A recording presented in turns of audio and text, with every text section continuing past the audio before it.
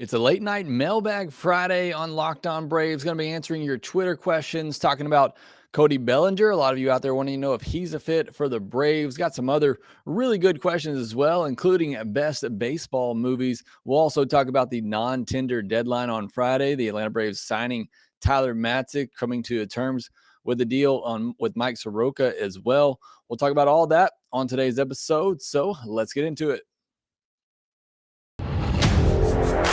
You are Locked On Braves, your daily Atlanta Braves podcast.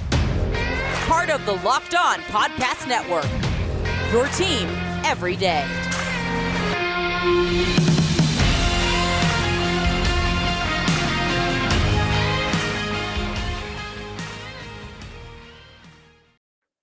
Hey, and welcome back to Locked On Braves, part of Locked On Sports Atlanta, where we cover your favorite Atlanta sports teams each and every day. I am your host, Jake Mastriani. You can follow me on Twitter at shortstopball. Also, make sure you follow the podcast on Twitter at LockedOn_Braves. You can send in your comments, questions, or feedback that you have for the podcast. That's going to be the majority of today's show on Friday night. We're going to look at your Twitter questions that were submitted. Also, make sure if you're new, subscribe to us on YouTube. Up over 3,100 subscribers now, so appreciate all the support there. If you're watching this video, hit that thumbs up button and that notification bell. And thanks as always for making Locked On Braves your first listen of each and every day. Continuing to post episodes daily throughout the off season, so make sure that you're subscribed on YouTube and you're subscribed wherever you get your podcast. This episode is brought to you by BetOnline. BetOnline has you covered this season with more props, odds, and lines than ever before. BetOnline, where the game starts. On today's episode, we're going to talk about the non-tender deadline, the Braves signing Tyler Matzek, and what I think is a pretty good move by the Braves. They come to terms with Mike Soroka, non-tender, some other players, also some news from around the league on this non-tender deadline day that we'll talk about. And then we'll jump into your Twitter questions, some of those having to do with the non-tender deadline, specifically Cody Bellinger and whether or not he is a fit for the Braves. And I got some other really fun questions that I'm excited to get to, including who's your favorite Braves player at each position in the history of Braves franchise. So looking forward to getting into that one. Hope you're all having a good Friday night. If you're joining me here live in the chat, I really appreciate you doing so. If you're not, and you have any questions, put them down in the comments section. YouTube, I try to get to every one of those questions and comments out there. But let's talk about the non-tender deadline on Friday night. That was the deadline for teams to either tender a contract to arbitration-eligible players or non-tender them and allow them to become free agents.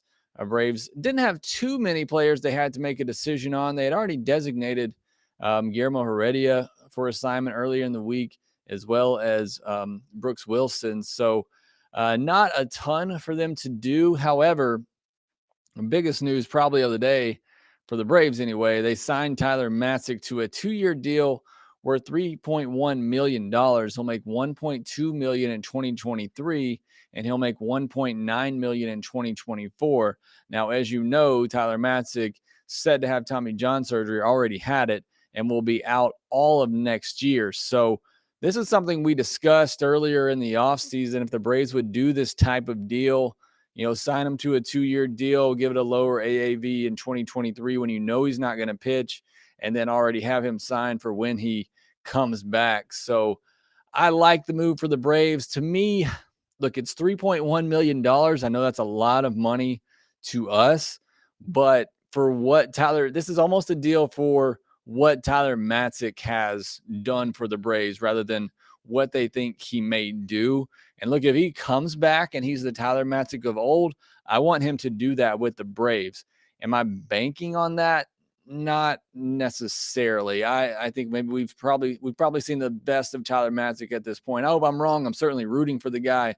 I want him to get back to his 2021 form, but the guy gave his arm for a World Series, and I think this is just the Braves' way of rewarding him by paying him, even though they know they're not going to get anything out of him in 2023, and it's very questionable what they would get out of him in 2024. And even if they don't, like I said, it's not a ton of money. It's not going to cripple the franchise. So do good by the guy who helped bring you a World Series. Pay him through his injury season. And then, like I said, if he's going to come back strong, then hopefully he does it in a Braves uniform, and now he'll have the opportunity to do that. So I think that was very good on the Braves to make that move.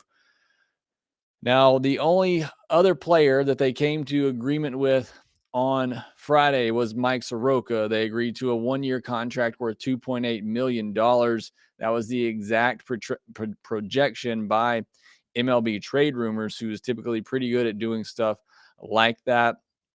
Look, Soroka really didn't have anything to argue on. He hasn't pitched in a couple of years for the Braves and really hasn't pitched much in the last 3 years for the Braves. And the Braves have still been paying him pretty good money the last couple of years. So didn't have much of an argument. 2.8 million, still really good. I'm glad they're obviously keeping Soroka around. Why wouldn't they? They've, again, paid him for this long to see him come back. So it certainly made sense that they were going to tender him a contract. And like I said, made a lot of sense where they settled at as well.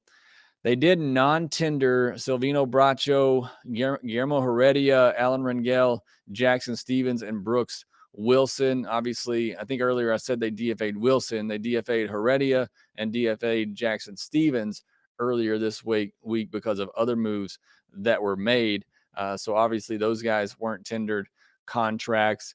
Rangel and Wilson were signed to minor league deals with spring training invites.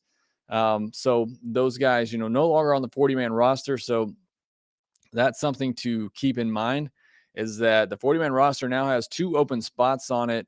And when you consider that Tyler Matzek, the moment teams are able to put players back on the IL, the Braves will put him on the 60-day IL. That'll open up another 40-man roster spot. So technically there's 3 40-man roster spots open right now. So that's pretty significant as the Braves look to obviously make some deals this offseason. Just did want to note, infielder Rylan Bannon was claimed off waivers by the Cubs, and right-handed pitcher William Woods was claimed off waivers by the Mets. I really didn't want the Mets to get him. I like William Woods. I think if he can stay healthy and be consistent, I think he could be a really good reliever. So hopefully that doesn't happen with the Mets. Fried, Minter, and newly acquired Dennis Santana were all tendered contracts, but teams haven't yet come to an agreement. There's still time, obviously, to work that out. And I misspoke on Twitter. This was not the deadline to swap arbitration figures. That will come later in the offseason, but this was the deadline to either tender or not tender a contract to your arbitration eligible players. The Rays are obviously going to tender a contract to Max Fried and AJ Minter and Dennis Santana, who they just traded for. Now we'll have to see if the two sides can agree on terms or perhaps work out a long-term extension. I know a lot of Rays fans would be happy to see that for Max Fried. As far as some arbitration news from around the league, Cody Bellinger was non-tendered a contract. I'm going to talk about that more in the next segment.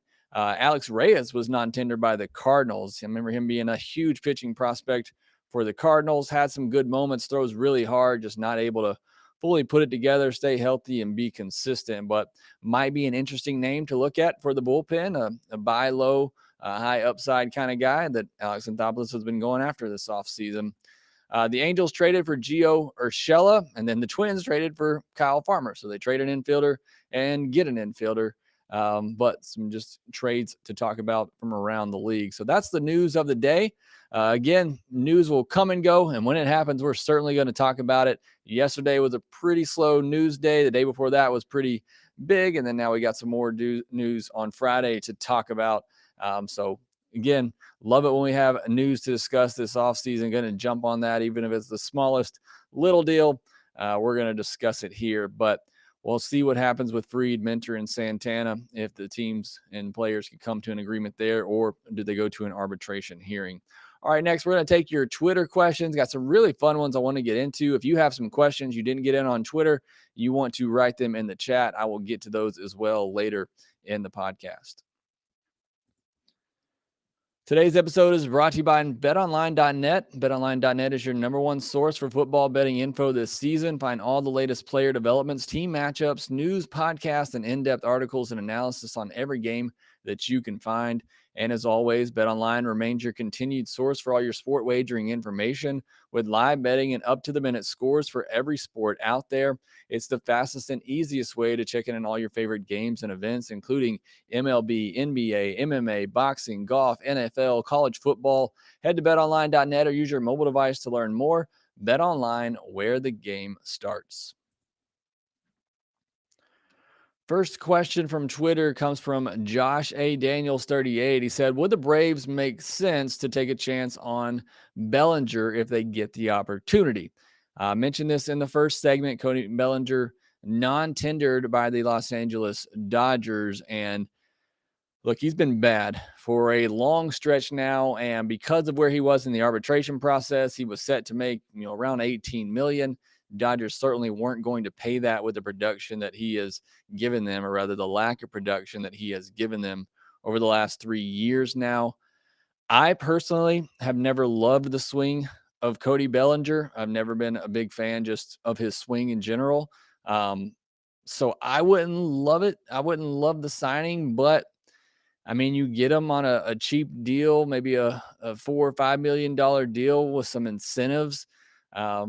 Perhaps I think he probably gets more than that. I think he gets an 8, maybe 10 million deal, maybe a 1 year with an option, just because, people are still going to believe that MVP is in there. And maybe it is, and maybe I'm completely wrong, but I just don't love the idea of bringing Cody Bellinger in there, just because personally, I've never loved his swing. But could the Braves take a chance on him? Sure. But to me, it had to be a really, really low 1 year deal, maybe with some incentives in there. But had a lot of people asking about Cody Bellinger, if he made sense with the Braves.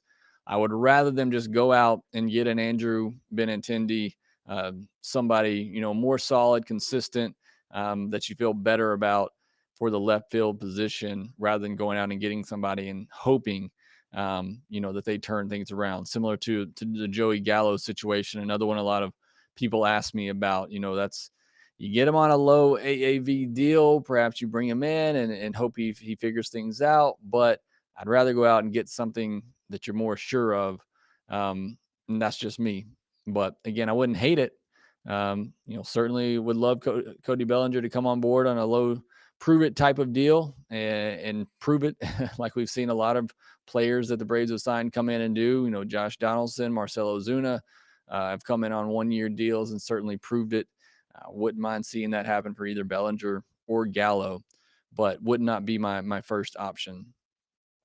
Chris Shaffy says, what's your top 5 favorite baseball movies? So this is an interesting question. Always a good off-season question. Let me know your thoughts in the chat or in the comment section on YouTube. So I'm going to put mine up here like this. And granted, there are some baseball movies out there I just haven't seen, so I apologize if I offend anyone. Field of Dreams is by far my favorite baseball movie. It's one of my favorite just movies of all time. I mean, as somebody who grew up playing catch with his dad all the time, I mean, that scene always gets me. And my father is still alive and hopefully alive for a long time, but still, just that opportunity to play catch with a dad or a granddad or a mom even, that's a special moment. And just for that alone, Field of Dreams has always been one of my favorite movies. I like The Sandlot, and honestly, you could just take one moment out of that movie as well. The 4th of July scene in The Sandlot gets me every time, playing under the night sky, the fireworks, with the song going in the background. I love The Sandlot. I love that moment. Hardball, probably not one on everybody's list. It's a movie that I just personally love. 8 Men Out is one of my favorite baseball movies as well. I love that story about the Black Sox. And then Major League, I'd round out my top 5. It is a very funny movie, an iconic movie. So I definitely would put Major League in there. If I had to include some others, obviously I love The Natural, A League of Their Own, and Angels in the Outfield include some of my other favorite baseball movies. So those are mine, including my top 5 that I had there. Let me know your favorite baseball movies. What should I be watching this off season? There's some movies out there that maybe I haven't seen. I need to catch up on this off season. Let me know. Whit Price says, who is your favorite Braves player at each position? So this is a great question. And again, let me know your thoughts on this in the comments section.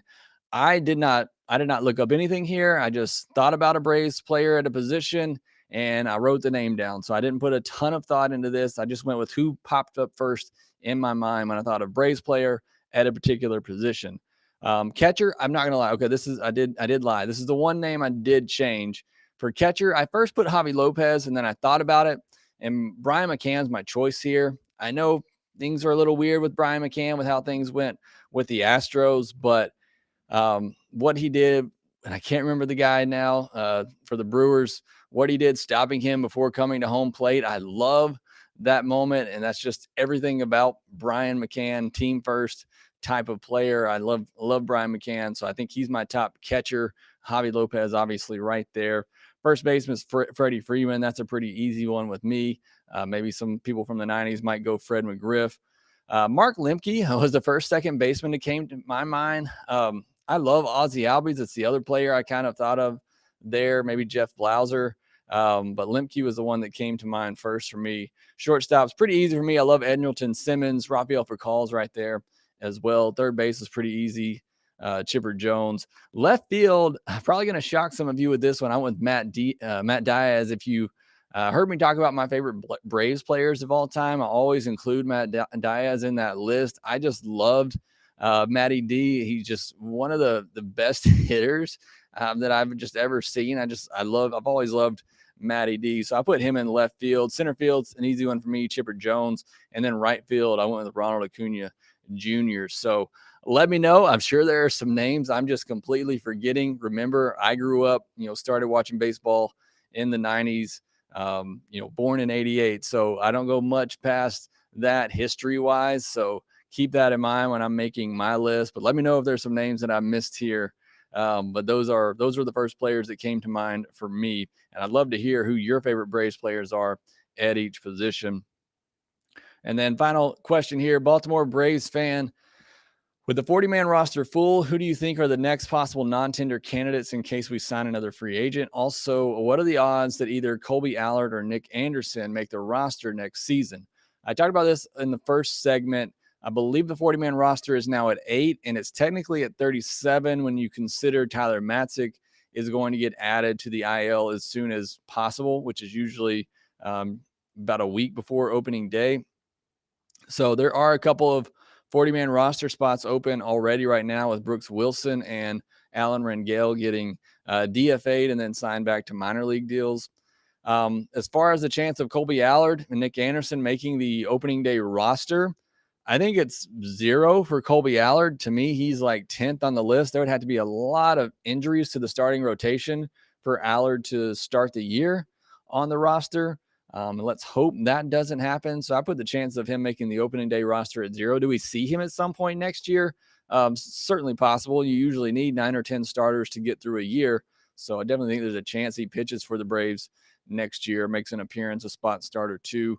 I would not be surprised at all if Nick Anderson is on the opening day roster. Look, it's going to be a tough bullpen to crack. There's already, 4 or 5 pretty solid candidates in there. And I think the Braves have already done a good job, bringing some guys back.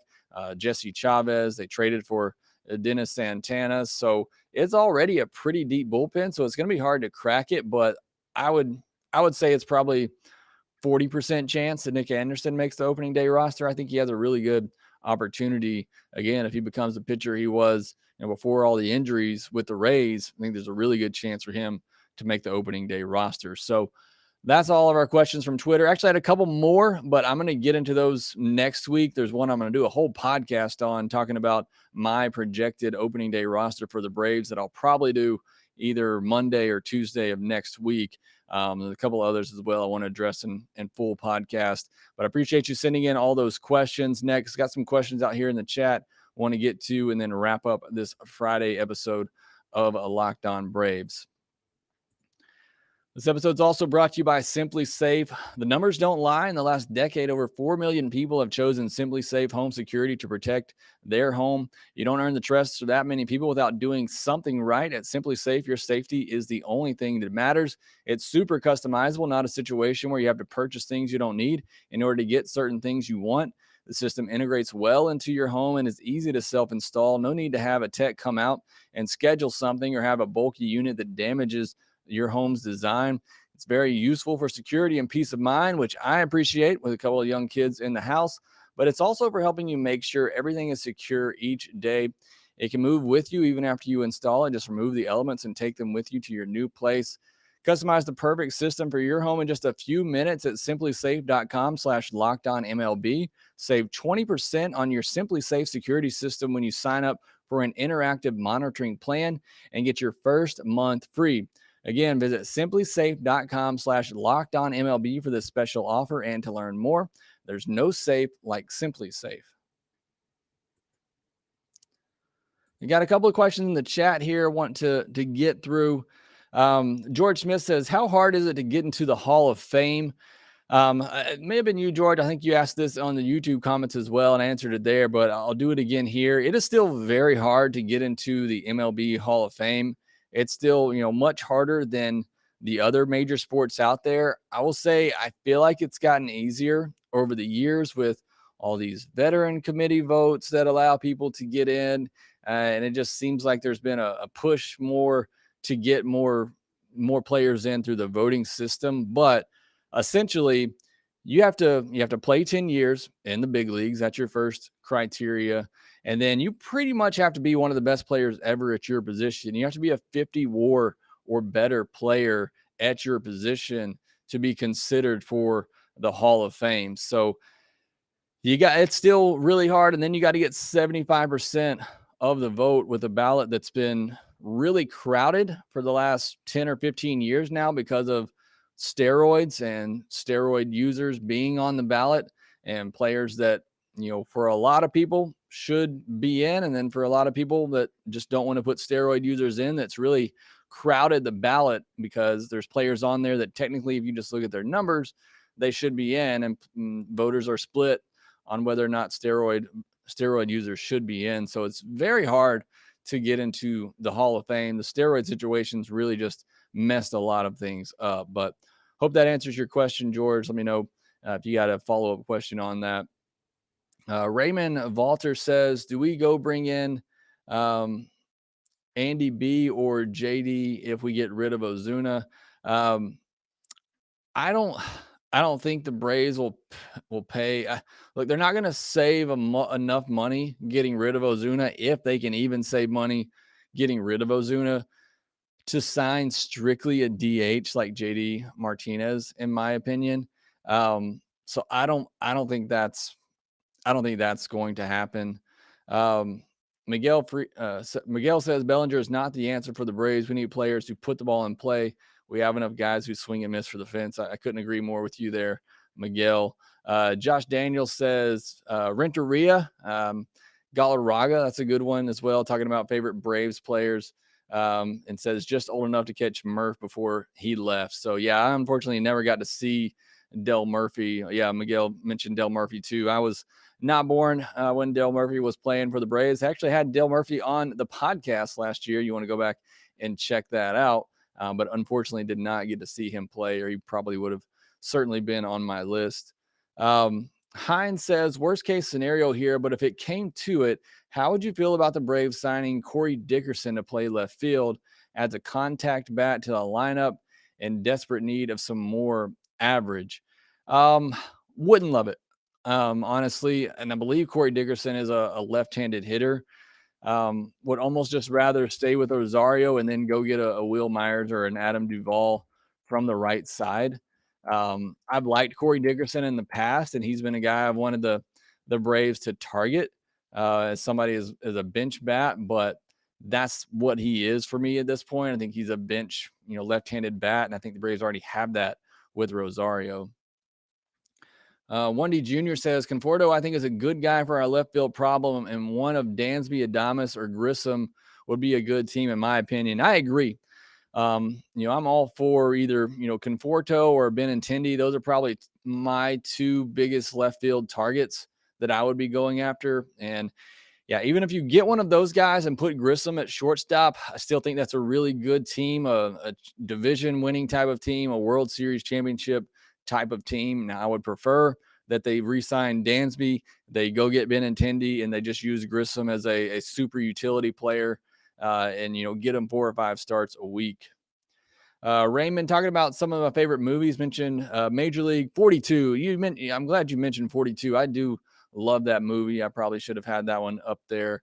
League of Their Own, Major League, Back to the Minors, and Sandlot. Good list there from Raymond.